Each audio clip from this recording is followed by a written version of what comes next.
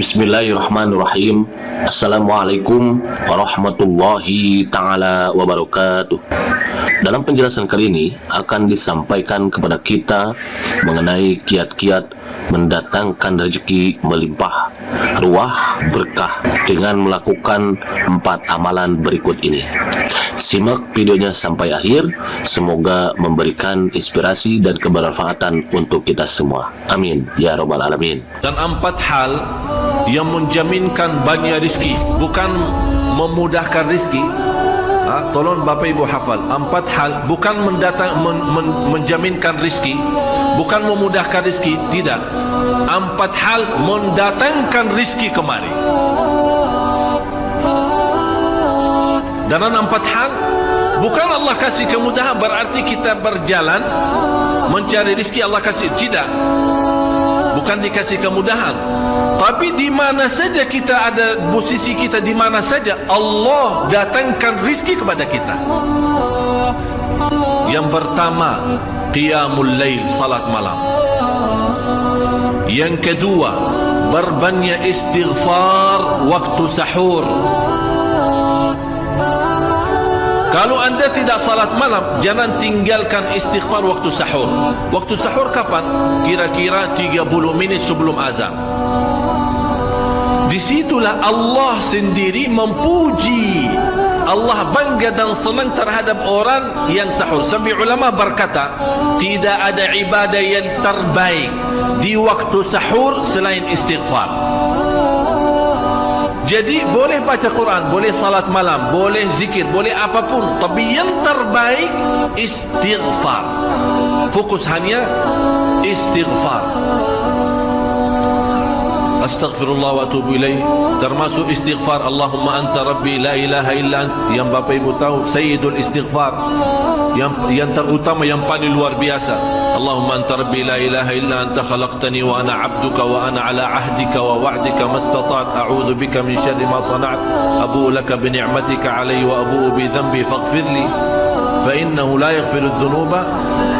Ya Allah, kalau kita fahami doa ini luar biasa. Oleh karena itu kata Rasulullah, barang siapa yang membaca sayyidul istighfar, kemudian di malam hari dengan keyakinan dia meninggal habis baca istighfar, masuk surga.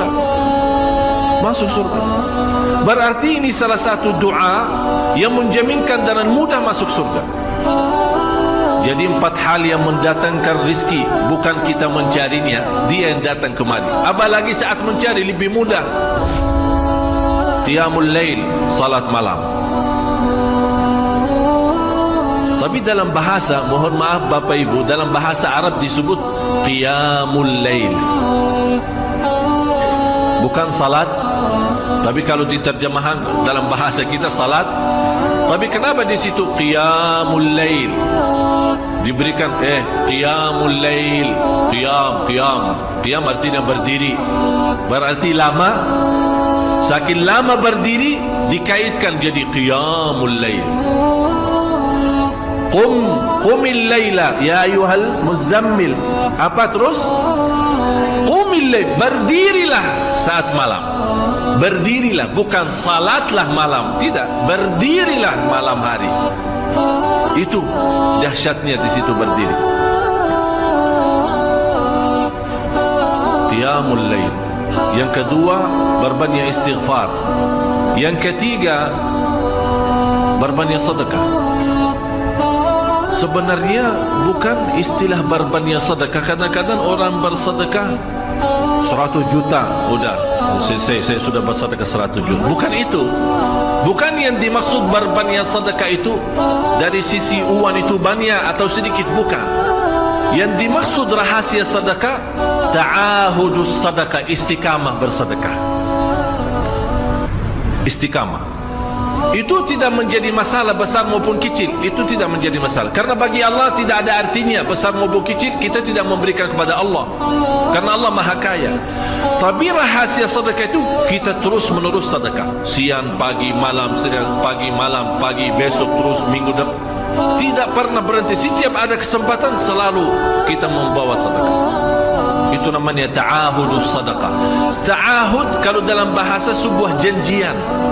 seolah-olah kita ada kontrak kerjasama antara diri dan apa? Dan sedekah. Itu kata ta'ahud, ahad, berjanjian. Saya berjanji, seolah-olah ada berjanjian antara kita dalam sedekah. Jadi tidak boleh terlepas dari berjanjian, seolah-olah kita menghormati berjanjian. Bagaimana menghormati? Kita terus kerjasama. Kita beri, Allah ganti berkah sedekah. Kita beri lagi, Allah ganti masih terus. Kita beri, masih Allah terus ganti. Itulah dahsyatnya sedekah. Jadi Bapak Ibu, jangan nunggu hari tertentu, bulan tertentu, malam tertentu kita bersedekah. Jangan. Setiap kita merasa ada berita baik, ada berita maupun ada berita buruk yang menyakiti perasaan kita di rumah tangga kita, anak kita, suami kita, istri kita, apapun, langsung segera sedekah. Disitulah rahasianya. Ikatkan seolah-olah kita sudah membuat perjanjian antara diri dan sedekah dalam segala hal, hal senang maupun hal tidak, hal bahagia maupun hal sedih, hal bangga maupun hal lagi menghadapi kesusahan, kesulitan, selalu sehat dan sakit. Terus yang keempat, zikir, berzikir pagi hari dan sore hari. Berzikir pagi hari dan sore hari. Ini 4 hal Bapak Ibu. Berdiri malam hari, itu yang namanya tahajud, banjanya atau lamanya berdiri. Berbanyak istighfar waktu sahur. Yang ketiga, berbanyak sedekah. Sudah Bapak Ibu mengerti? Jadi istilah berbanyak sedekah bukan artinya harus banyak dari jumlah hitungannya, tidak. Yang keempat adalah berzikir di pagi hari maupun petang hari.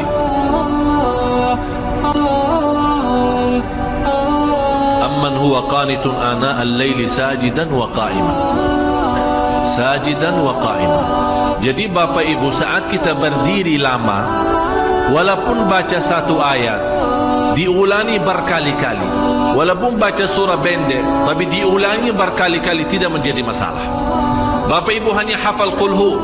Qulhu dibaca 3 kali, pahalanya seperti baca Al-Quran 30 juz. Ada seorang salih mengajak kawannya, sudah mendekati subuh, ayo bangun salat malam dan baca sepertiga Al-Quran. Langsung orang itu menjawab, bagaimana saya baca, sebentar lagi muazan. Bacalah qul huwallahu ahad. Salat malam dan qul huwallahu ahad. Jadi Bapak Ibu, yang saya harap, jangan mensusah fikir, ya Allah saya mau baca apaan. Tak usah susah fikir. Baca dan nikmati, yang penting nikmati bacaan. Walaupun qul huwallahu ahad setiap hari. Kalau kita bosan baca, Allah tidak akan bosan mendengar. Malah Allah paling senang mendengar bisikan bacaan dan bisikan doa kita malam hari.